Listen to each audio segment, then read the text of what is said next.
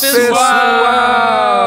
E bem-vindos ao primeiro dia da premiação de final de ano do podcast Eu Quero Ver Filme, o melhor podcast sobre cinema, filmes e as pessoas que os assistem.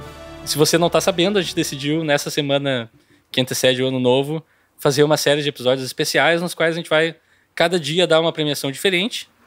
E hoje nós chegamos para a premiação... antes de mais nada, queria avisar que a gente vai conversar sobre os filmes e é possível que saiam spoilers e a gente não tem como controlar isso, não tem como prever. A gente vai...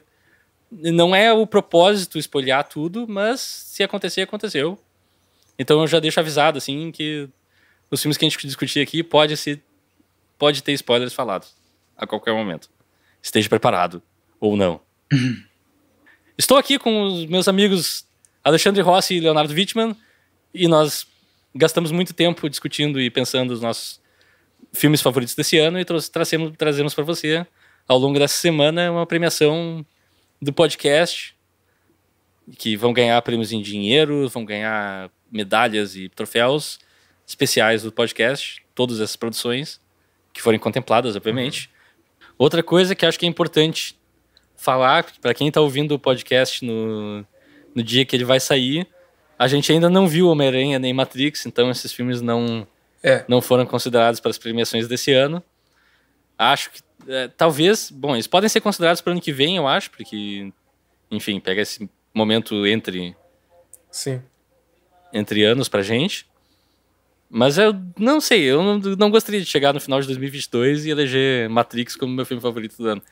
Mas veremos. Veremos. Eu tô muito empolgado de qualquer jeito, eu tô louco pra ver esse filme. Ele sai em seguida e eu tô... E nesse primeiro dia nós trazemos a categoria de melhor filme ruim do ano. Então, só pra apresentar rapidinho, é aquele filme que tecnicamente é ruim, mas por algum motivo a gente gostou muito, ou foi importante de alguma maneira, enfim. O melhor filme ruim do ano, que saiu esse ano, de 2021. Quem quer começar? Tu quer começar? Eu quero começar? Tu quer começar, sim. Tá. Quando eu penso no melhor filme ruim do ano, pra mim, filme ruim, eu basicamente poderia chamar essa categoria de prêmio Zack Snyder do ano.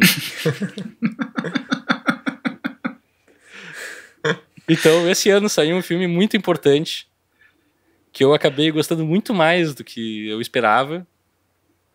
E eu vi 2 vezes já, o que é surpreendente, porque é um filme de 4 horas, que é A Liga da Justiça, versão de Zack Snyder, também conhecido como Snyder Cut. Só um pouquinho, tu viu 2 vezes esse filme? Eu vi 2 vezes. Eu gastei 8 horas da minha vida vendo A Liga da Justiça. Tu é corajoso. Eu gostei do filme. Eu também gostei. Apesar dele ser horroroso, tecnicamente. Sim. Não, vai lá, fala. Depois eu complemento. Não, mas é isso. É um dos meus filmes favoritos desse ano, que é um filme ruim, que eu considero não só importante, eu acho um marco pro cinema, que acho que é a primeira vez que um movimento de fãs, aí a gente pode discutir se os fãs estavam corretos ou errados em fazer isso, mas por pressão pública criaram essa versão do filme que tecnicamente não existia, coisas foram refilmadas, foram refeitas. E é um filme de 4 horas, completamente megalomaníaco, exagerado, sobre a Liga da Justiça. É o Zack Snyder usando todos os piores impulsos dele, e melhores impulsos, não sei. Depende do ponto de vista. Depende do ponto de vista. Mas ao mesmo tempo é muito mais interessante que o meio termo bizarro que tinha saído antes feito pelo... Qual é o nome do diretor? Joss Whedon, que ele pegou metade das coisas filmadas pelo Zack Snyder, filmou outras e fez um filme super genérico e sem graça.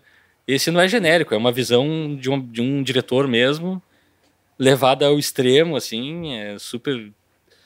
Não tá preocupado em ser muito parecido com os quadrinhos, apresenta personagens novos que no filme não tinha. Enfim, tem muito mais história. Tem o pior que retrato falado da história, que alguém faz um desenhinho do morceguinho. Sim. O culpado é o Batman. Tipo, sim. A história é rocambolesca, tem momentos de atuação terríveis. Aí, esteticamente, ele foi filmado para ser IMAX, Mas o Zack Snyder decidiu que ia ser 4:3 agora, por algum motivo. E daí tem planos que era pra ser cropado em cima e embaixo. Cropado é quando tu corta um pedaço da imagem pra caber no formato um pouquinho mais wide, mais largo. E assim, desenquadra algumas coisas. Vaza, às vezes tem um flare que não deveria estar no plano, no quadro. Tem escolhas bem discutíveis, mas ao mesmo tempo eu não esperava que fosse ver isso assim. Nunca pensei também em um filme dessa magnitude, como a Liga da Justiça, pudesse ter uma segunda versão assim tão característica e diferente. Não sei se a gente vai no futuro ter um estúdio investindo tanto dinheiro num filme que é alternativo, que vai ser direto para streaming, que não tem a mesma promoção por trás, não tem nada. Sei lá, pra mim é um marco, então. E não é muito bom, então eu tenho um carinho por ele, assim, por esses motivos. Parabéns ao Snyder Cut pelo nosso primeiro prêmio aqui. Eu quero ver o filme. E parabéns ao Rafael pela persistência, para vocês pela persistência, porque depois de Batman vs Superman eu larguei. Sinceramente, eu não vi mais. E eu tenho certeza que se Batman e Superman tivessem nessa disputa no ano se a gente tivesse com um podcast naquele ano, o Leonardo votaria nesse filme. Votaria. Porque ele ama nessa filme. categoria. Não nessa categoria. Não nessa categoria. Não, porque ele não acha o filme. Talvez. Mas, Alexandre, tu assistiu a versão de 3 horas do Batman vs Super-Homem? Ah, cara, eu não lembro qual foi a versão que eu assisti, mas foi porque se tu não viu a versão estendida, tu não viu o filme ainda. Tu não entendeu nada. Tá bom. Então eu que tô a versão estendida e a não estendida é meio que a mesma coisa. Tem umas adições ali na versão estendida, mas né? Não, a versão estendida é totalmente diferente. É outro filme. Sim. Mas eu ia falar do Liga da Justiça, assim, eu acho que em parte é corajoso ele ter feito um filme de 4 horas. Porque eu, sinceramente, não sei o que passava na cabeça dele, sabe? Quando ele pensou em fazer um filme de 4 horas. Eu não acho que ele pensou, eu acho que aconteceu. Eu acho... Sei lá. Eu acho que ele ia fazer um filme normal, ou dividir em 2, só que por causa dessa situação de que o estúdio tá dando dinheiro e diz pra ele, nós queremos a tua visão, ele disse, ok, então eu vou aproveitar esse espaço, vou ir ao meu extremo e fazer... Pode ser. Porque aquele negócio, se não fosse isso, ele já teria usado as coisas que foram filmadas mesmo. Mas ele filmou um monte de coisa que nem tava no roteiro. Um monte de coisa não, cara. Ele mais... Bastante. Não, algumas coisas que aparecem mais no final do filme foi...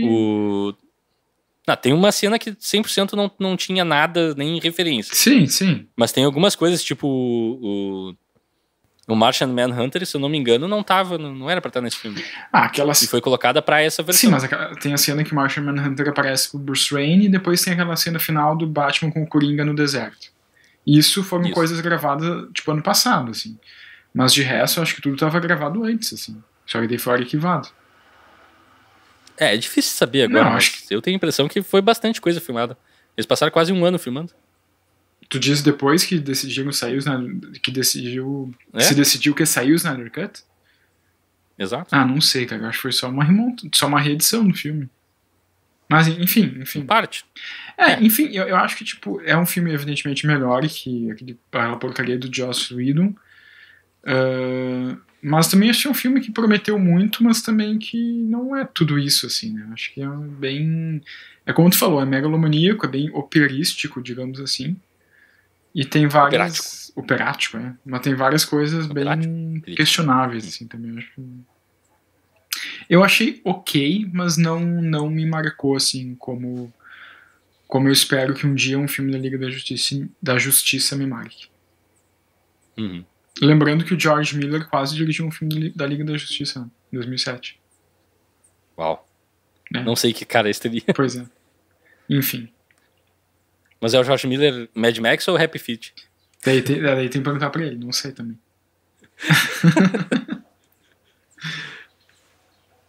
Então tá, Alexandre, qual é o teu melhor filme ruim do ano? Não, vou passar a bola pro Leonardo, cara. Ué? Vou passar... Ninguém quer falar? Pelo bem do episódio, eu vou passar a bola pro Leonardo, porque eu acho que eu sei no que isso vai dar. Tá. Ué, não entendi isso aí. Vamos ter o nosso primeiro... Como você ousa falar isso na minha frente? Pô, é o que falta, né? Bom, meu melhor filme ruim do ano é... Mortal Kombat. Eu não acredito. Mortal Kombat. Não. O quê? Não. O quê? Não é ruim. Claro que é! É um baita É filme! horrível, é muito ruim. É um baita calma, filme! calma. Só... Como você ousa falar isso na minha frente? É uma bagunça esse filme. Eu vou dar um spoiler. Não é, Vou dar um spoiler. Esse filme também consta em outra lista minha num futuro episódio. Ponto. Só isso que eu vou falar. Mortal Kombat 2021 é o melhor filme ruim do ano, embora eu ache ele mais... Assim, eu acho ele um filme mais bom do que ruim, mas ele tem muitas coisas que caracterizam ele como um filme ruim. Eu discordo. Pra começar, uma história que tem vários momentos que não fazem completamente sem pé nem cabeça. Tu tem ali o personagem principal, que é o personagem do Cole, que é um tipo... Tá, isso é a única decisão ruim do filme. Mortal Kombat é uma série que tem 90 personagens e os caras decidiram, não, vamos inventar um pro filme em vez de usar qualquer um dos vários personagens. Isso me incomodou muito. Seria bem mais divertido. Não, mas eu vou te isso dizer... foi a coisa que me incomodou. Eu vou te dizer que isso não me incomodou mas até tanto, assim. Eles justificam ok no filme, não é assim terrível. Sim. Mas eu não vejo porquê, tá ligado? Não, eu também não vejo por que adicionar um personagem novo, até porque isso me lembrou um pouco. É que assim, esse Mortal Kombat eu gostei, tá? Eu gostei bastante desse filme, embora eu saiba que não é um filme muito bom. É um filme ruim. É um filme bom, mas é um filme... Não, é um filme excelente. É um filme bom, é um filme ruim ao mesmo tempo. Maravilhoso. Não. Tá, tudo bem. Não. Como você ousa? Como você ousa? Não, mas é que eu acho que tem coisas... Tá, eu vou mais elogiar o filme do que falar mal, enfim. Mas eu acho que tem coisas nele, por exemplo... Isso de ter um personagem... decidiram colocar um personagem nesse filme que é um personagem que não existe nos games.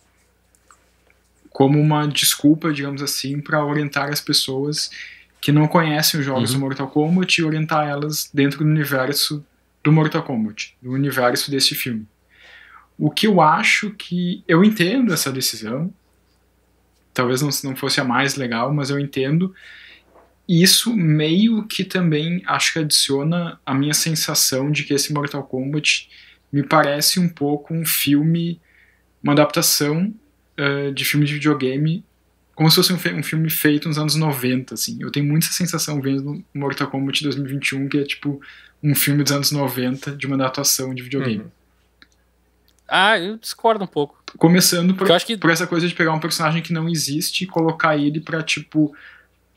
ser tipo o guia dos espectadores e das espectadoras que não conhecem o mundo do Mortal Kombat. Sim. Isso é um pouco a minha sensação. Essa decisão é estranha mesmo.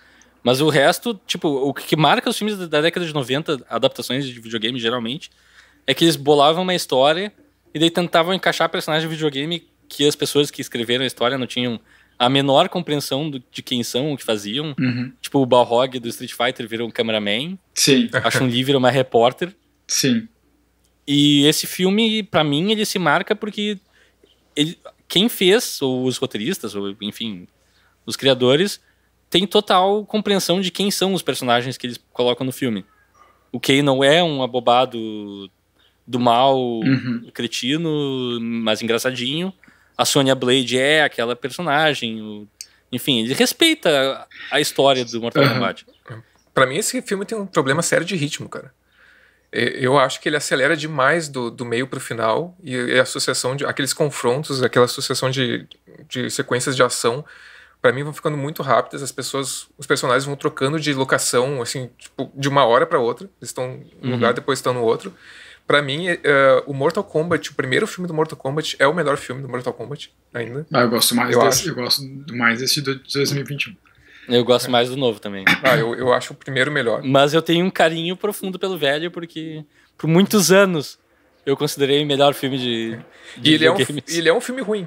Ainda acho que é um filme ruim. Sim. Que se enquadraria nessa categoria. Não vamos esquecer. Se a gente gravasse em 1995, seria... Desculpa só interromper, não vamos esquecer do Mortal Kombat Aniquilação, né? Que eu revi esse filme esse ano e não é tão ruim assim. Só joguei essa informação. É sim.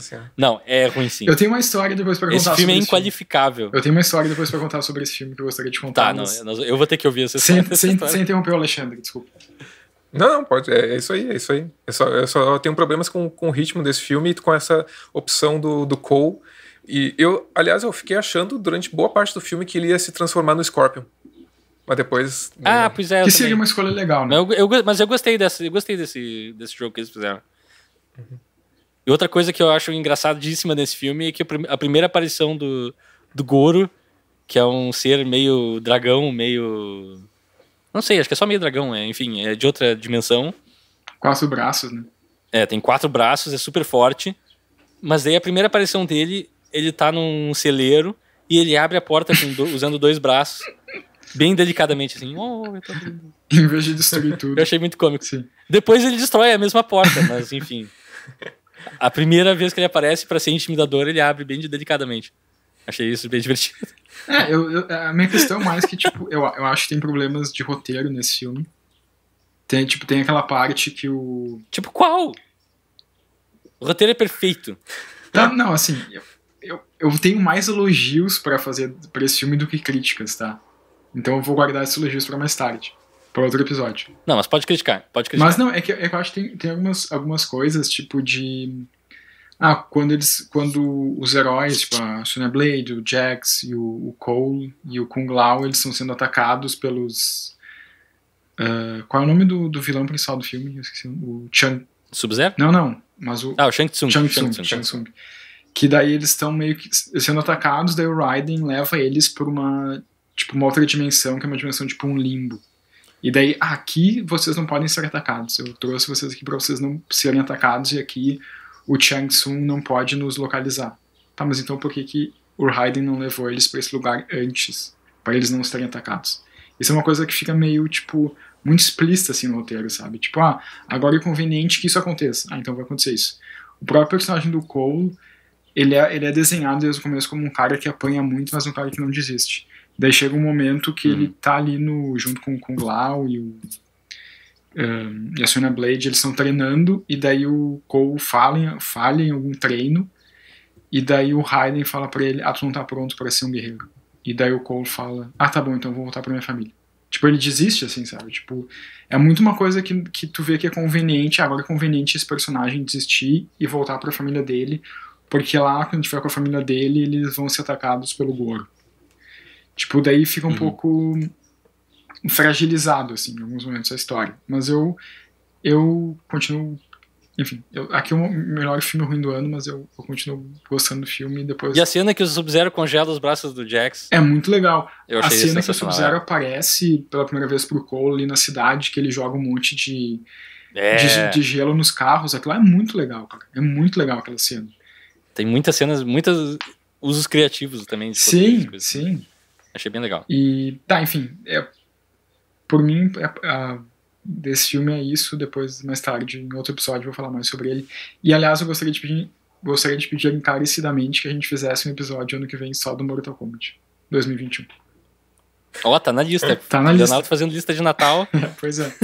Natal já passou, mas a gente ainda já tá fazendo lista. Mas eu ia contar uma história do Mortal Kombat Aniquilação, né? Sim, fala. Eu me lembro que eu fui ver esse filme no cinema, acho que era 97. Eu fui também. O ano que estreou. Fui eu e meu irmão. 97, um grande ano pro cinema, que saiu Mortal Kombat Aniquilação e Spawn no filme. Foi né? o ano que assassinou a minha infância no cinema. Você pode falar, Nana.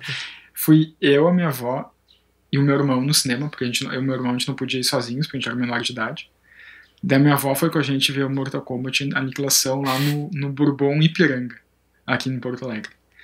Eu me lembro que a gente sentou no cinema, o filme começou, e a minha avó começou a dormir, ela caiu no sono. E ela literalmente, ela só acordou nos créditos finais do filme. E ela acordou, olhou pra gente e disse, que filme curto, né? E foi isso a história. Eu sempre que me lembro de Mortal Kombat Aniquilação, eu lembro disso, que a minha avó dormiu o filme todo, não viu praticamente nada e disse, que filme curto. Eu ia querer saber qual era a opinião dela sobre o filme. É um filme curto. Provavelmente os sonhos dela estavam bem melhores que o filme. Provavelmente. Esse foi doloroso. Eu era jovem na época, era mais jovem que hoje, pelo menos. Todos nós. E não era muito crítico ainda, e vendo o filme foi, tipo... Eu saí decepcionado do cinema, saí triste. Sério? Sim. Eu não... Fui eu e um amigo meu, que somos muito fãs de Mortal Kombat, a gente ficou... Que diabos aconteceu?